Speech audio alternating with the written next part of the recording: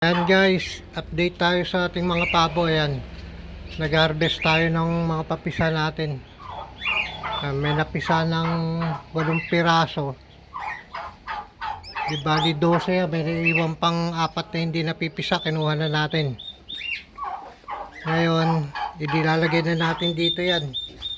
Iniwan natin yung 3 maliliit na yan, iniwan natin para yan ang mag-guide sa kanila para kumain. Iniwalay natin yung mas malalaki sa kanila. Ito na. Iniwalay natin yung malalaki. Magkaiba kasi ito eh. Ibang magulang nito tsaka nitong itong maliliit na to. Kumbaga second batch na napisa ko. Ito yung pang third batch natin. Meron pa tayo mapipisa ron. Nasa ano pa yun? Siguro nasa 30 pa. Marami tayo magiging papisa ngayon. Ayan. Yan ang pinaka-update natin ngayon. Yung ibon natin, medyo binabawasan na natin. Susunod, tawag dito, i-out na natin yung mga cage para makapaglagay tayo ng brooder ng ng mga pabo, mga sisiw. Ilalagay tayo ng brooder cage dyan. Ito. May itlog na rin yan. Pang out ko yan. Hindi pa nakukuha. May itlog na. Yan yung itlog. Nasa gilid. Kinuha ko doon ang itlog. Nilipat ko dyan. Dahil naaarawan doon. Pero gagawan ko ng pugad dyan. Yan. Yan sila ngayon. Oh. Yan yung mga ano natin. Dito yung ibang mga papisa natin. Bukod silipin natin.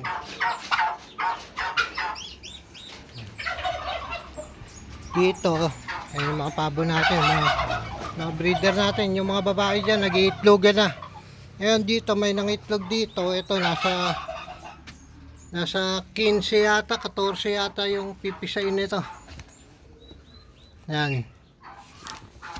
Tapos meron din tayong breeder dito. Ayan. Itong isa rito.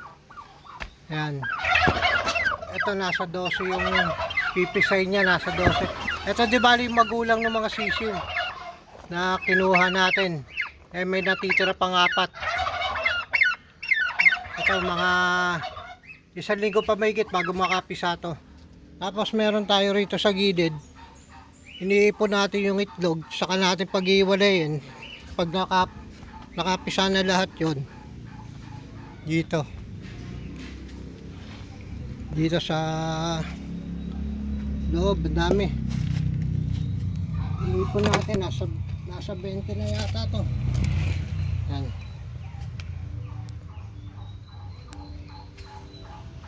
Iniipon natin para pag pag-iwa-hiwalay natin, pag naglimlim na yung mga magulang. May itlog kasi doon sa labas baka biglang umulan, kaya dyan natin iniipon lahat. 3 inahin yan, yung mga inahin na to. 3 ba? 2 pa lang pala, yung isa pala hindi pa pala, sinasampaan pa lang yung isa. Yan, di bali ang update natin sa ating mga pabo. Balik tayo ngayon dito sa may sa mga sisiw natin. Ayan. Pag nakagawa tayo ng brooder cage, lalagyan natin ng hati para isang mahaba lang sila para sa maliliit, tapos sa medyo malaki at saka yung sa mga lalaki pa. After 2 months pwede na nating pakulan itong mga to. Yan. Pagagalain na natin yan. Matibay na sila yun. Pag mga 2 months matibay na. Nasa pa lang to sa buwan mahigit. Tapos ito mga 1 month. Yan. Yan ang magtuturo ngayon dyan para kumain itong maliliit natin na to. Dito naman sa kanila naman ang nagturo itong 2 binili kong bantam. Ayan, lumaki na rin. Binili ko kasi ito para ma-guide sila kumain, gayahin sila. Kasi marurunong na sila kumain yun, no? Kinuha ko yan eh. Itong mga pabo, hindi pa eh. Ayan. Mas malaki na yung pabo sa kanila. Yan ang update natin, mga kaibon. Ito na yung mga ano, kukunin na natin. Sana lumakas sila. Yan. Yun, hanggang sa mga mapapadaan sa ating channel, please like and share at mag-subscribe na rin po kayo. Pindutin ang notification bell para lagi po kayong updated sa ating mga video na gagawin ko. Yan, salamat.